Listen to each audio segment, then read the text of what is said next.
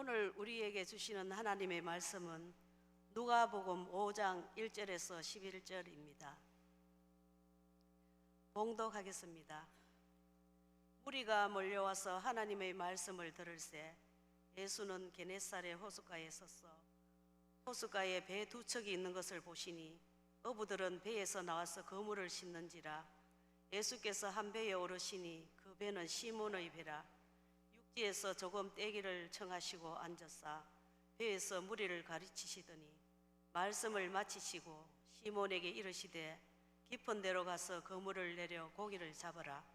시몬이 대답하여 이르되 선생님, 우리들이 밤이 새도록 수고하였으되 잡은 것이 없지만은 말씀에 의지하여 내가 그물을 내리리이다 하고, 그렇게 하니 고기를 잡은 것이 심히 많아 그물이 찢어지는지라. 이에 다른 배에 있는 동무들에게 손짓하여 와서 도와달라 하니 그들이 와서 두 배에 채우매 잠기게 되었더라. 시몬 베드로가 이를 보고 예수의 무릎 아래에 엎드려 이르되 주여, 나를 떠나소서, 나는 죄인이로소이다 하니, 이는 자기 및 자기와 함께 있는 모든 사람이 고기 잡힌 것으로 말미암아 놀라고 세베대의 아들로서 시몬의 동업자인 야고보와 요한도 놀랐음이라. 예수께서 시몬에게 이르시되 무서워하지 말라. 이제 후로는 네가 사람을 취하리라 하시니 그들이 배들을 육지에 대고 모든 것을 버려두고 예수를 따르니라. 아멘.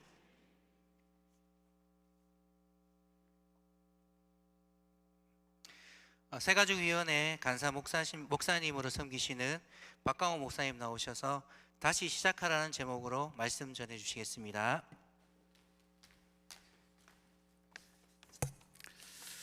네, 반갑습니다. 우리 좌우 앞뒤로 인사할까요? 잘 오셨습니다. 사랑합니다. 네. 오늘 이 자리에 오신 우리 새 가족분들을 주님의 이름으로 진심으로 축복합니다. 특별히 올해 우리 교회 잘 등록하셨고요, 믿음의 뿌리를 내려 잘 정착하고 계셔서 너무 감사합니다. 바라기는 우리 교회에서 정말 즐겁고 행복한 신앙생활 할 수 있기를 주의 이름으로 축원드립니다. 오늘 새가족 만남의 날 말씀을 준비하면서 기도하며 생각했습니다.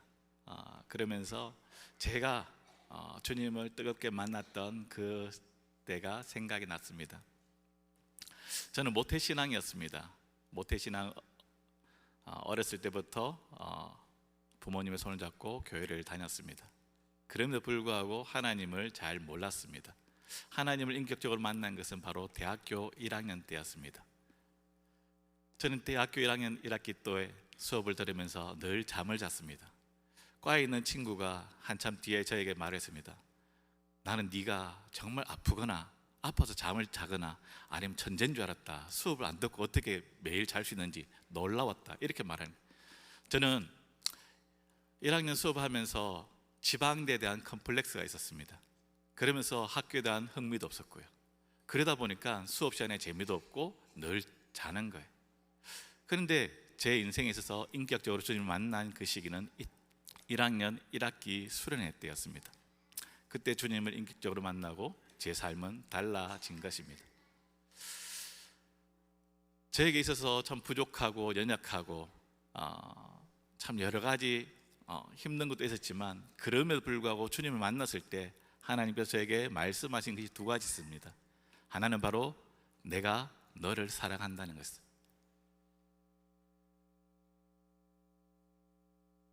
네가 공부를 잘 못하고 네가 걱정하고 불안하고 염려 가득한 너의 인생이지만 난 너에게 이 모든 것들을 사랑해. 주님이 저를 그렇게 말씀해 주셨습니다. 주님을 만나고 나니까 나는 존귀한 존재구나, 사랑받기 위해 태어난 사람이구나, 그것을 확신하게 되었습니다. 또 한 가지는 하나님께서 내 인생을 책임져 주시고 계획하신다는 것입니다.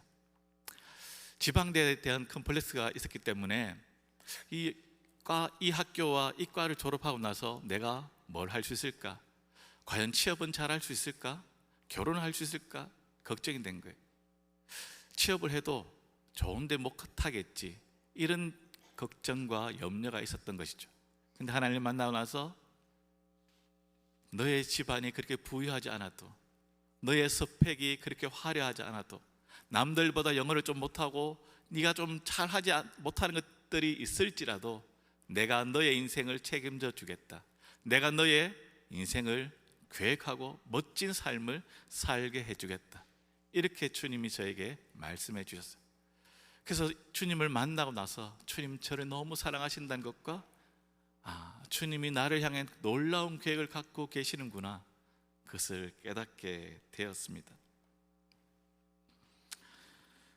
여러분, 우리의 삶이 서툴고 부족하고 연약해도 주님이 다 우리를 받아주시고 사랑해 주셨기 때문에 우리가 이 자리에 있는 것입니다. 저 역시 이 자리에 서 있는 것이고요. 마찬가지입니다. 올해 우리 새가족부가 많이 등록했습니다. 혹시 지난주까지 주부에 몇 명이 등록한지 아십니까? 201명이라고 되어 있습니다. 오늘 또 계속 숫자가 또 등록했죠. 어쨌든 우리 새가족분들이 왔을 때 우리 범옥의 우리 모든 성도들이 지금까지 따뜻한 웃음과 모습으로 또 따뜻한 말로 잘 대해 주셨습니다. 그럼에도 불구하고 교회에 오신 새로 가족들은 낯설고 어색합니다. 그래서 먼저 물어봐 주시고 사랑으로 대해 주시고, 때로는 우리 범옥의 이전에 있는 교회와 세상에 있던 곳에서 왔을 때의 많은 모습이 다릅니다. 새 가족들을 좀 더 기다려 주시고 새 가족 입장에서 한 번 더 생각해 주시고 이해해 주는 우리 성도님들이 되었으면 좋겠습니다. 저는 주님을 만나고 제 인생이 달라졌습니다. 우리 사랑하는 새 가족 여러분, 주님을 인격적으로 만났습니까? 주님을 만났다면 만나신 분은 그 주님과 함께 매일매일 교제하며 기쁘게 살아갈 수 있기를 소망합니다. 만나지 못한 분들이 있다면, 아직 초신인 분이 있다면 정말 이 시간 아니면 또 예배를 통해서 주님을 인격적으로 만날 수 있기를 소망합니다. 여러분, 우리는 인생을 살다 보면 우리의 실수와 우리의 또 사고 뭉치로, 우리의 부족함으로 우리의 인생 가운데 오점이 많이 있습니다. 그래서 새로운 인생을 살고 싶어 하는 것이죠. 근데 문제는 어떻습니까? 다시 태어날 수 없다는 것입니다. 누구나 새로운 인생을 살기를 원하는데 어떻게 하면 나의 그 모든 과거를 끊어버리고 새로워질 수 있을까요? 성경은 바로 주님을 만날 때입니다. 주님 안에 들어올 때입니다. 주님 안에 들어오면 그 모든 것들이 다 끊어지고 새로워질 수 있다고 성경은 말씀하고 있습니다. 고린도후서 5장 17절에 그런즉 누구든지 그리스도 안에 있으면 새로운 피조물이라. 내가 주님을 만나기 전에 내 인생이 어떠했든지 그것은 아무 관계 없습니다. 내가 세상으로 잘 나갔든 내가 허물이 많든 주님 안에 들어오면 그 모든 것들이 다 새로워지는 것이죠. 여러분, 주님을 만나보니 해서 새로운 시작을 할 수 있기를 소망합니다. 오늘 읽었던 말씀 우리가 잘 아는 말씀입니다. 교회를 조금만 다녔던 분들은 들었던 말씀입니다. 주님이 베드로에게 찾아오신 사건입니다. 여러분, 근데 혹시 이 말씀을 읽으면서 주님이 베드로를 찾아오셨는데요, 주님이 베드로에게 첫 번째로 찾아왔을까요? 아니면 두 번째일까요? 아니면 세 번째일까요? 혹시 그런 생각을 해보셨나요? 우리 성경을 읽을 때 좀 질문을 좀 던져야 돼요. 오늘 예수님이 베드로를 찾아오셨는데 과연 이 만남이 첫 번째 만남일까? 아니면 두 번째, 세 번째 만남일까? 우리는 생각하셔야 됩니다. 왜 그렇습니까? 두 번째 만남이라면 다시 찾아온 거예요. 왜 예수님께서 다시 베드로에게 찾아왔을까요? 무슨 목적으로 찾아왔을까? 이 의미가 되는 것이죠. 우리 요한복음 1장 41절과 42절을 같이 한번 읽도록 하겠습니다. 시작. 그가 먼저 자기 형제 시몬을 찾아 말하되 우리가 메시아를 만났다 하고, 메시아는 번역하면 그리스도라. 데리고 예수께로 오니 예수께서 보시고 이르시되 내가 요한의 아들 시몬이니 장차 게바라 하리라 하시니라. 게바는 번역하면 베드로라. 예수님을 안드레가 먼저 만났습니다. 그리고 안드레가 자신의 형제 시몬을 예수님께로 데려오는 것이죠. 그리고 시몬이 예수님을 만나게 됩니다. 오늘 보면 요한복음 1장 42절 보시면 뭐라고 말합니까? 예수님께서 시몬을 보시고 내가 요한의 아들 시몬이니 장차 게바라 하리라 하시니라. 게바는 번역하면 베드로라. 예수님께서 처음 시몬을 보시고 이렇게 말씀하셨습니다. 자, 오늘 읽었던 우리 8절을 한번 보십시오. 누가복음 5장 8절입니다. 같이 읽겠습니다. 시작. 시몬 베드로가 이를 보고 예수의 무릎 아래 엎드려 이르되 주여 나를 떠나소서 나는 죄인이로소이다. 소이다 하니 8절 앞에 뭐라고 말씀하고 있습니까? 시몬 베드로가 뭐라고요? 시몬 베드로.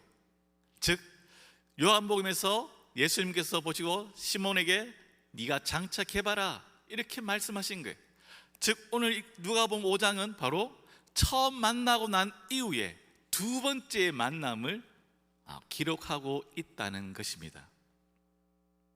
그러면 예수님께서 시몬 베드로에게 다시 찾아오신 사건인 것입니다. 왜 찾아왔을까요? 베드로가 예수님을 처음 만났습니다. 근데 주님의 그 부르심과 주님의 그 약속을 등지고 자신의 삶을 살아가는 것입니다. 그래서 오늘 본문의 핵심은 주님의 그 부르심과 주님의 그 약속을 등지고 살아가는 베드로에게 다시 찾아오신 예수님이에요. 베드로에게 다시 찾아와서 뭐라고 말씀하십니까? 다시 시작하자, 다시 새롭게 출발하자, 그렇게 말씀하는 것이죠. 오늘 5장 2절과 3절을 한번 보십시오. 같이 한번 읽겠습니다.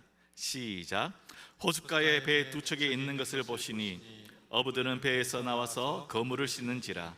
예수께서 한 배에 오르시니 그 배는 시몬의 배라. 육지에서 조금 떼기를 청하시고 앉으사 배에서 무리를 가르치시더니. 배 두 척 있는 것을 예수님께서 보셨습니다. 그리고 한 배에 오르시는 거죠. 그 배는 누구의 배입니까? 바로 시몬의 배입니다. 우연히 오른 것처럼 보이지만 우연이 아니죠. 하나님께서, 예수님께서 의도적으로 시몬의 배에 오르신 것입니다. 왜요? 베드로의 소명을 회복시키기 위함입니다.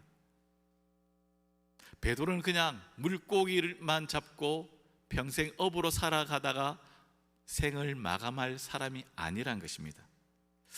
주님은 베드로를 다시 하나님 나라에서 위대한 사람으로 부르기 위해 찾아오셨다는 것입니다. 이것이 바로 주님이 다시 오신 이유입니다. 예수님은 베드로가 분명히 들을 수 있는 거리에서 말씀을 가르쳤습니다. 베드로는 예전에 그 만났던 주님을 기억하는 것이죠. 우리를 구원하러 오신 다시 그 메시아의 말씀을 듣고 다시금 만나게 되는 것입니다. 여러분, 베드로가 밤새 수고하였지만 고기를 잡을 수 없었습니다. 밤새 수고했지만 왜 고기가 한 마리도 잡히지 않았을까요? 베드로가 초보의 어부입니까? 아닙니다. 베테랑이죠. 물고기의 그 흐름과 어디에 그물을 던지면 물고기를 잡을 수 있는지 잘 알고 있습니다. 그런데 오늘 말씀 보시면 베드로가 밤새 수고했지만 물고기를 한 마리도 잡지 못한 거예요. 왜 그렇습니까? 무능력해서 못 잡은 것이 아니라 주님의 그 부르심을 등진 채 주님의 그 약속을 저버리고 자신의 삶을 살아갔기 때문입니다. 해결책은 주님의 그 부르심에 순종하는 것밖에 없습니다. 여러분, 하나님께서 우리에게 많은 은혜를 주십니다. 이 땅에 살면서 참 너무나 아름답고 좋은 것들이 있습니다. 천국의 아름다운 것들을 우리가 누리고 있는 것이죠. 그런데 이 땅에서 우리의 삶이 분주하고 먹고 살기 바빠서 우리는 잊고 살아갈 때가 많이 있습니다. 주님이 주시는 그 기쁨을 잃어버리고 살아가고 있는 것입니다. 주님이 찾아오셔서 우리에게 말씀하시는 것이죠. 다시금 우리에게 주시는 그 주님의 그 부르심대로 살아가라고, 다시금 하나님의 그 축복 안으로 들어오라고 그렇게 말씀하고 있습니다. 사랑하는 성도 여러분, 우리 새가족 여러분, 주님의 그 부르심에 순종하며 살아가고 있습니까? 많은 사람들이 먹고 사는 게 바쁘다고 그 핑계를 대며 주님의 그 부르심을 등지고 살아가는 것입니다. 문제는 어떻습니까?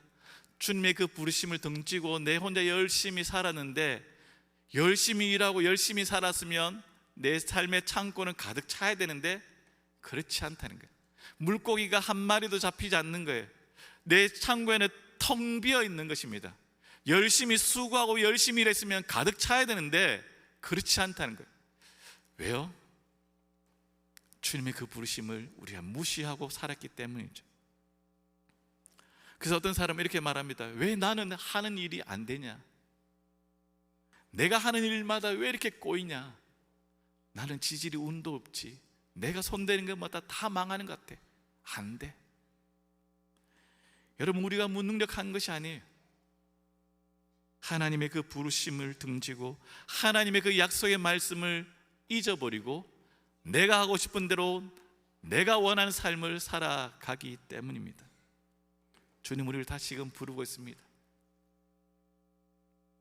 여러분, 지금까지 내가 하고 싶은 대로 내가 원하는 대로 해서 성공하셨습니까?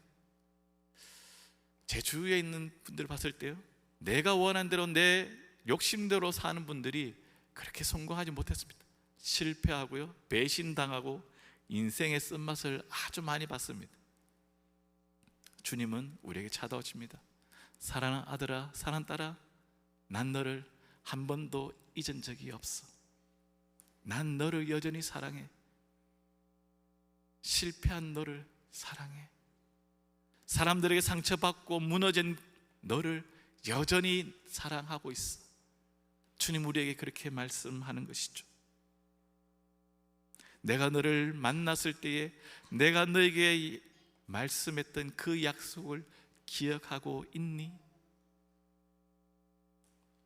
주님이 우리를 만나 주셨을 때 우리를 향한 그 놀라운 계획을 가지고 있습니다. 주님의 그 놀라운 계획을 가지고 있는데 우리는 그 계획대로 살지 않는 것이죠. 그런데 내 마음대로 내가 원하는 대로 살았을 때 결과는 비참한 거예요. 실패밖에 없는 거예요. 물고기가 한 마리도 잡히지 않는 것입니다. 주님이 다시 부르고 있는 것입니다. 오늘 말씀은 이제 주님이 베드로를 찾아오셨고 베드로가 주님 말씀 앞에 순종하는 것입니다. 그리고 만선의 기쁨을 보는 것이죠. 우리 5절을 한번 읽겠습니다. 5절입니다. 시작. 시몬이 대답하여 이르되 선생님, 우리들이 밤이 새도록 수고하였을 때 잡은 것이 없지만은 말씀에 의지하여 내가 그물을 내리리이다. 베드로가 밤새 수고했지만 물고기를 잡지 못했습니다. 그런데 예수님께서 깊은 데로 가서 그물을 내리라고 말씀하십니다. 오늘 말씀은 말씀에 의지하여 내가 그물을 내리겠습니다. 주님의 그 말씀 앞에 순종할 때에 우리의 삶에 놀라운 기적이 일어나는 것입니다. 예수님이 우리의 삶의 현장에 찾아올 때에 우리의 삶에 기적이 일어나는 것입니다. 예수님이 우리의 삶에 찾아오면 불가능이 가능케 되는 것입니다. 예수님이 우리의 삶을 축복하시면 우리가 상상한 그 이상의 것이 우리의 삶에 나타나는 것입니다. 베드로는 한 마리도 물고기 잡지 못해서 이제 그물을 싣고 집에 가려고 하는 그 찰나였습니다. 그때 예수님께서 뭐라고 말씀하십니까? 깊은 데로 가서 그물을 내리라는 것이죠. 베드로는 밤새 잡았지만 한 마리도 잡지 못했습니다. 그런데 뭐라고 말씀하고 있습니까? 말씀에 의지하여, 말씀에 순종하였더니 자신의 머리로 도저히 이해가 되지 않지만 그럼에도 불구하고 순종하는 것이죠. 순종은 바로 그것입니다. 내 머리를 판단하고 주위에 있는 사람들의 이야기를 듣고 환경과 어떻게 흘러가는지 그 모든 것을 따져보고 하는 것이 아니라 주님 말씀하시면 그대로 순종하는 것입니다. 내 머리로 이해가 되지 않을지라도, 내 삶에 그것이 손해가 된다 할지라도, 힘이 들고 아픔이 있을지라도 순종하면 우리의 삶의 현장 가운데 놀라운 일들이 일어나는 것입니다. 아마 베드로의 순종이 없었다면 이 만선의 기적은 맛보지 못하였을 것입니다. 오늘 예수님은 베드로에게 찾아오셔가지고 그것으로 끝나지 않습니다. 만선의 기쁨 이후에 베드로에게 다시금 사명을 주시는 것이죠. 10절입니다. 우리 10절 같이 한번 읽겠습니다. 시작. 세베대의 아들로서 시몬의 동업자인 야고보와 요한도 놀랐습니다. 예수께서 시몬에게 이르시되 무서워하지 말라. 이제 후로는 내가 사람을 치하리라 하시니, 예수님께서 베드로에게 뭐라고 말씀하십니까? 내가 사람을 치하리라, 이렇게 말씀하십니다. 어부이기 때문에 이제 물고기를 잡는 것이 아니라 사람을 낚는 어부가 되라. 즉 이것은 단순히 사람들에게 전도, 한두 명 하는 전도자의 삶을 살아가라, 그런 의미가 아닙니다. 사람을 낚는 어부가 되리라, 이것은 종말론적인 단어입니다. 당시에 쿰란 공동체가 있었습니다. BC 150년부터 AD 68년까지 유대 광야에서 신앙의 그 공동체였는데, 이들은 마지막 메시아를 기다리고 있었습니다. 이 땅 가운데 메시아가 오면 이 땅의 이 모든 것들을 고치고 회복하실 것이다. 우리가 지금 억눌림 받고 고통받는 이 모든 것들을 해방시켜 주실 것이다. 바로 마지막 메시아를 기다렸습니다. 그들은 그 마지막 메시아를 의의 교사로 그들은 불렀습니다. 이 의의 교사를 통해서 엄청난 일을 할 것이다. 근데 이 의의 교사, 이 사람이 바로 사람을 낚는 어부입니다. 즉 무슨 말씀입니까? 예수님께서 베드로에게 이제 내가 사람을 낚는 어부가 되리라, 이것은 전도자 한두 명 전도하는 전도자의 삶이 아니라 하나님 나라에 있어서 중차대한 일을 하게 될 것이다. 너는 복음을 전하고 이 땅 가운데 세상을 호령하고 하나님 나라에 있어서 없어서는 안 될 아주 중요한 일을 할 사람이다. 주님께서 베드로를 그렇게 부르고 있는 것입니다. 예수님의 그 사역을 뒤이어서, 바톤을 이어서 예수님이 하신 그 사역을 감당해야 된다고 말씀하고 있는 것입니다. 사랑하는 성도 여러분, 주님 우리를 그렇게 부르시는 것입니다. 우리 이 땅 가운데 대충 살다가 그냥 될 대로 되라 이렇게 살아가는 존재가 아니라, 이 땅 가운데에 하나님, 우리가 가는 곳곳마다 하나님의 그 통치와 하나님의 나라가 바뀌는 것을 보아야 합니다. 주님께서 우리를 그렇게 부르신 것입니다. 여러분, 우리를 통해서 우리의 가정이 변화되어야 됩니다. 여러분이 가는 곳곳마다 여러분을 통해서 직장이 변해야 합니다. 주님이 우리를 그것을 위해서 부르셨다는 것입니다. 너는 하나님 나라에 있어서 없어서는 안 될 아주 존귀한 자이다. 주님은 우리에게 그렇게 부르십니다. 여러분, 지금도 동일합니다. 주님이 베드로를 부르셨던 것처럼 우리에게 그렇게 부르십니다. 네가 이제 후로는 사람을 낚는 어부가 되리라. 우리를 하나님 나라에 있어서 없어서는 안 될 아주 중요한 인물, 존귀한 자, 넌 나와 함께 동력해야 될 존귀한 자이다. 그렇게 말씀하고 있습니다. 여러분이 가는 곳곳마다 좌절과 절망이 소망과 희망으로 바뀌어야 됩니다.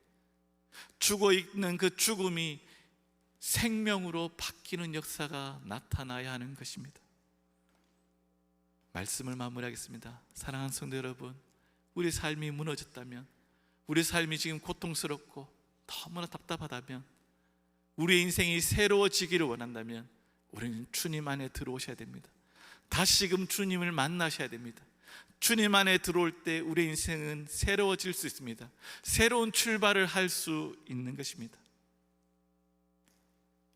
그전까지는 내 인생의 주인은 나였지만 주님 안에 들어온 이후부터 내 삶의 주인은 주님이시기 때문에 주님이 이끄시는 대로 살아가는 우리 성도 여러분 될 수 있기를 소망합니다. 또한 우리의 삶이 공핍하고 우리의 삶이 힘들 것은 내가 무능력하고 내 안에 능력이 없어서 이렇게 살아가는 것이 아니라 하나님의 그 부르심 앞에 우리가 잊어버리고 주님의 그 약속을 잊고 주님의 그 부르심을 등지고 살았기 때문입니다. 다시금 주님 안에 들어와서 주님과 동력하고 주님께 붙잡힌 인생이 될 수 있기를 소망합니다. 그래서 여러분이 가는 곳곳마다 주의 나라가 확장되어지고 주의 이름이 높여지는 놀라운 역사가 나타나기를 주의 이름으로 축원드립니다. 기도하겠습니다. 참 좋으신 하나님 아버지, 은혜를 감사합니다. 오늘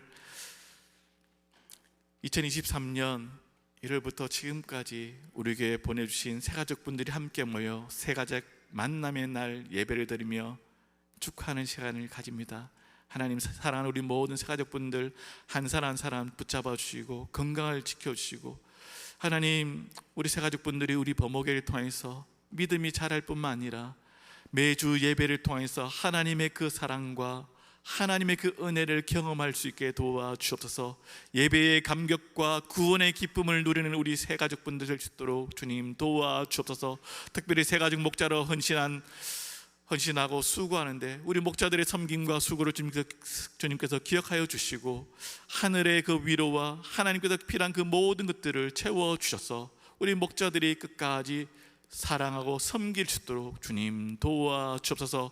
사랑하는 우리 모든 성도들, 주님 손에 붙잡힌 인생을 살아가게 하시고 이 세상 가운데 당당하며 이 세상을 호령하는 멋진 하나님의 사람들이 되게 하여 주옵소서. 이 모든 말씀 살아계신 예수님 이름으로 기도드립니다. 아멘. 담임 목사님 나오셔서